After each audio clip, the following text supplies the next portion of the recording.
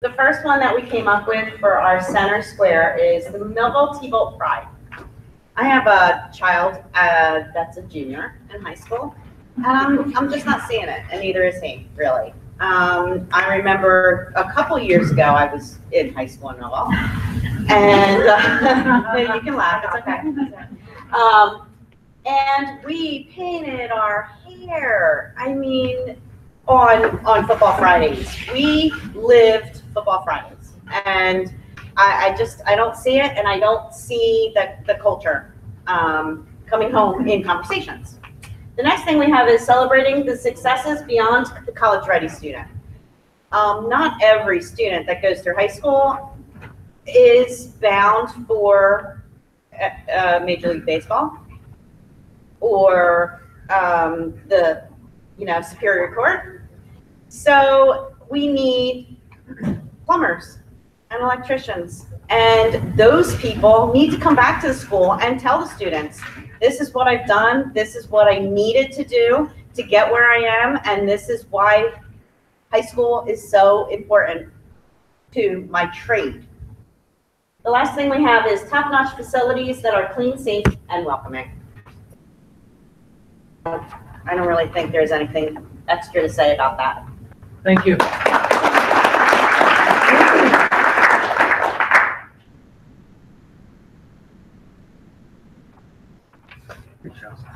Thank you. Okay. So we have increased student achievement by all metrics and a greater focus on individual learning plans with greater student ownership. We knew that. It's all we're finding. Have a celebrated reputation for excellence, parent, community, schools as one, and enhanced skills for all students for postgraduate success and community engagement.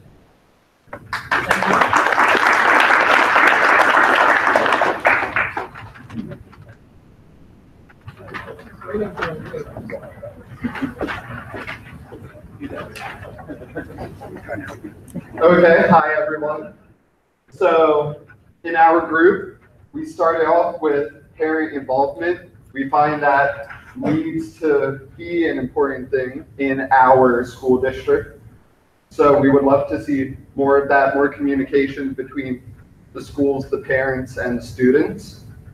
Completed and unified high school, because when you have a more unified high school, you have more pride in your high school. And with more pride comes harder work from students and more successful kids. Continuity in the planning and implementation of curriculum, and that is for the teachers and the faculty. They know what they're teaching. I can't really speak on this, they would know more about than I do, but I agree with it. And graduates who are college and career ready, so college and vocational school. We do need mechanics, we do need plumbers and carpenters, and we also need, those students who are going to higher education college-wise and becoming doctors, social workers, teachers, principals, guidance counselors. So I just needed to cover all of those since I'm here. But those are our main topics that we agree in 3 years we should be looking successfully.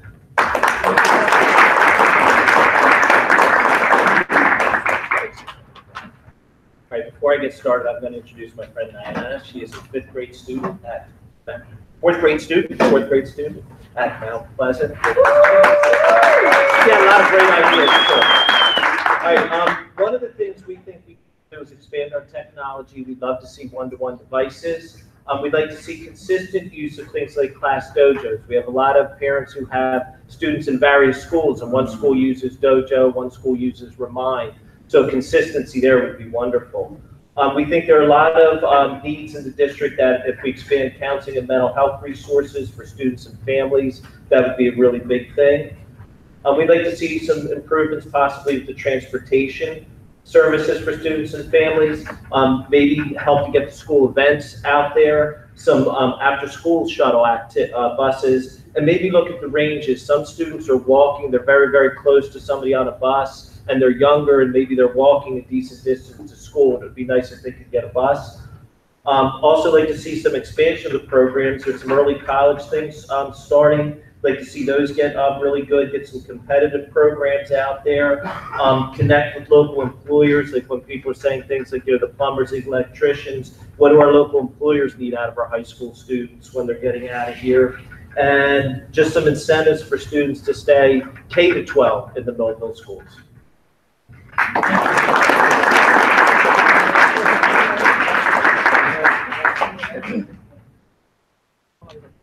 Our group came up with some similar but some different ideas for coming up in 3 years, and thank you, Steve, for holding it due to my eyesight. We have increased, believe me, I need that. Increased achievement has enabled our students to reach their potential, whether it be college or career. The second one is our schools have fostered an environment that is responsive, caring, and inclusive. The third is that we created a structure that has enabled us to secure funding to meet the needs of our students and to grow opportunities for them, which will tie into the other points and enable us to do that. And our final point was through an effective system of professional development, we have encouraged innovative instruction throughout our district. Thank you.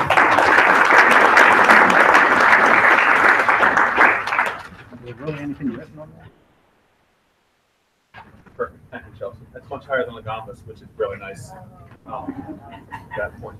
One of the things we came up with was we thought it'd be nice to see our elementary schools switch to grade level schools, K to 2, 3 to 5. We thought that this would help with some of the, the requests for school choice some of the parents have. They don't want their kid to go to this school or that school. So if we intermingle them a little bit, it may alleviate some of those concerns and keep some kids in district. Some life skills / career exploration, expand on our current life skills and career exploration courses and opportunities we have at the high school to have some kids more, like some of these other groups were saying, more career ready, some interview etiquette, some resume building skills, things along those lines. K to 12 standards-based curriculum and ongoing support professional development for our teachers and other staff members in implementing that. And which we are building towards, but hopefully we'll get there, one-to-one technology, K through 12, pre-K through 12, as necessary. So we have our kids with, all the opportunities that all the other schools have. Thank you. All right, we had 3 here. I'll go through them real quick. Number 1, establish and maintain strong community partnerships with united focus. We think that it needs to be more unified and organized throughout the whole community. This past 2 years ago, we started a Millville non-profit alliance because everyone's kind of fighting the good fight, and we thought it would be important if it's more focused and we have more progressive ideas, even when it comes to flexing schedules for school leaders to attend certain community events. Officer Cobb was at our table, and he's talked about how important that is for that partnership. Number 2, individualized student planning, pre-K through post-secondary, where we look at goals, curriculum, and the concept of teaching the whole student, which I think was kind of mentioned by multiple groups. Third one, focus on implementing 21st century skills, K through 12 as a best practice in all classroom settings. So we really need to start looking at what skills these students are going to need to be successful in the future. Next. Thank you. Yeah, I think we're going to be able to get that.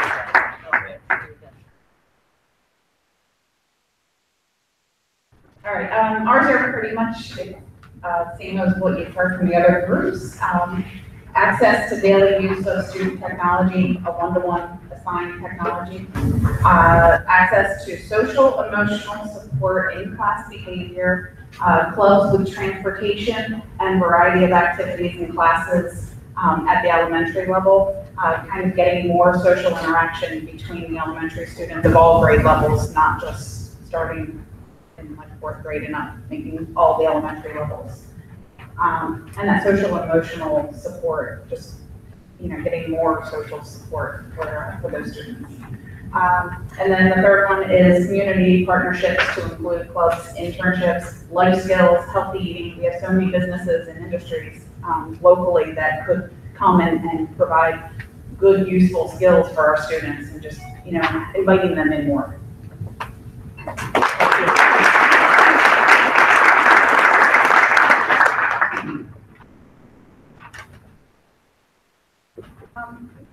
We believe in increased parent and community engagement.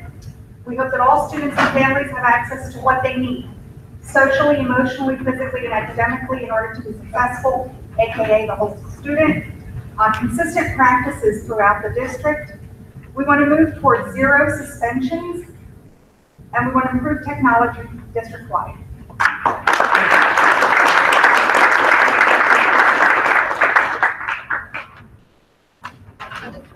Okay, we're going to echo a lot of the things we've already heard. Our first one is grade level elementary school buildings.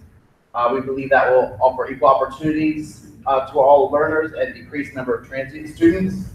Transparency, which will lead to collaborative decision-making, improved climate and culture, and a clear, consistent student discipline policy. And finally, increase and improve learning opportunities. A clear mapped standards-based curriculum, increased devices at secondary level, college prep courses back at the high school, and increased student services.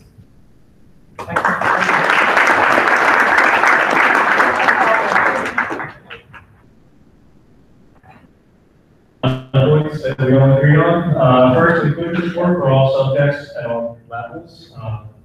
Apparently, there's inclusion in some subjects, some levels, but it's not mainstream. School nurse and teacher absences filled every day. Between the Board of Ed schools and the parents, there's good communication within each school, good communication at the board level, but sometimes it's kind of broken down between them. And Millville Public Schools need a better reputation. Right now, the part of the reason that parents aren't moving here, families aren't moving here, kids are being taken out to charter schools is because just PR. We're not really selling ourselves very well. And we want safe schools and updated curriculum to include life skills and social skills, which I know I mentioned before. Thank you.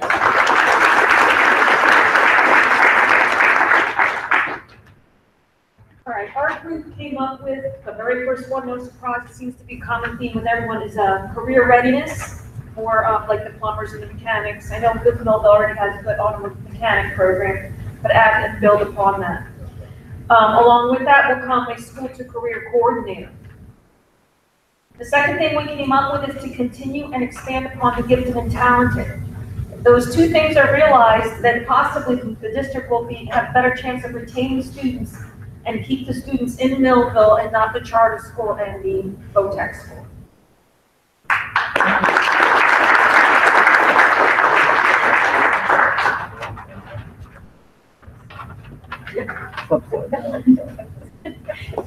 We talked about evaluating education, education as a priority, parent involvement, attendance, resources, support staff based on the needs of the whole school and not just individual schools or whole district, not individual, and academic achievement.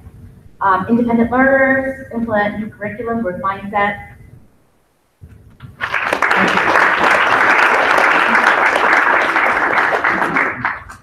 Last but not least, I'd like to introduce you to my friend, Olivia. Olivia is a 5th grade student at Rick Avenue School.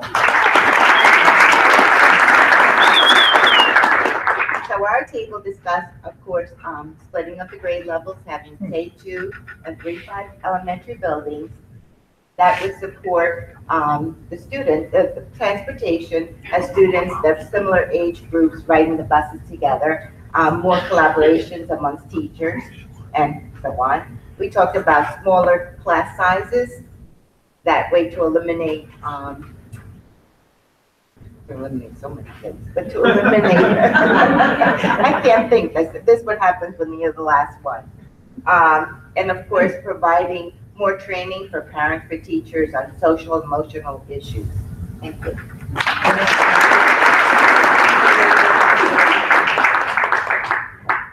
Excellent work. Give yourself a full round of applause.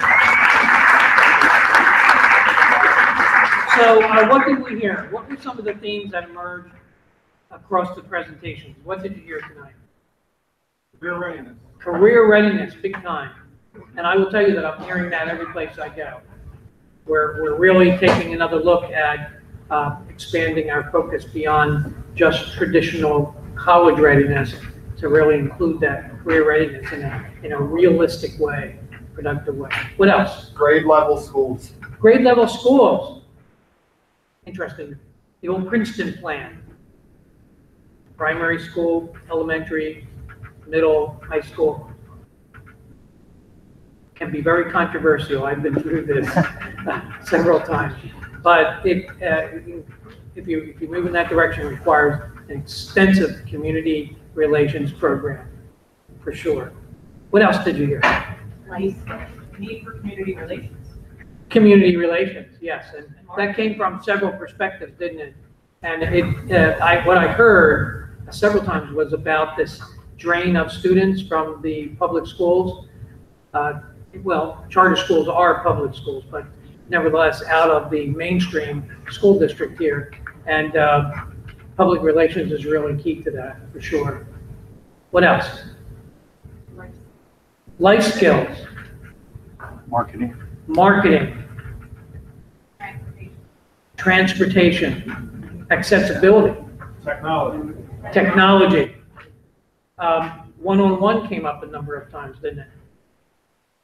Okay. What? Pardon me? Parent support. Parent support. Boy, if you can solve that one, I'd like to be able to publish that, and that would fund your programs for a long time.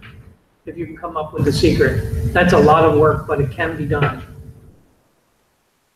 These are all excellent thoughts about what you would like the school district to look like 3 years from now. It will require a lot of work. When we come back to the third session, which is February 15th, again, we will have regrouped these ideas. They will be categorized under themes, and your focus that evening will be to help identify action steps that the school district could undertake to help move toward achievement of those ideas. So it'll be a really critical evening for you to participate. We will be against the clock that evening. The third evening will really test our ability to stay focused on the work because of the way we're going to organize the activities. So it'll be very fast moving. We'll generate tens and tens and tens of ideas. You'll start out with 6 ideas on one chart paper. You'll wind up with 2 or 3 full chart papers filled with ideas for every topic. It's always a fascinating evening and very energetic, so I hope you'll be able to attend. Ms. Carter, you want to adjourn? Thank you. Really great work. Thank you.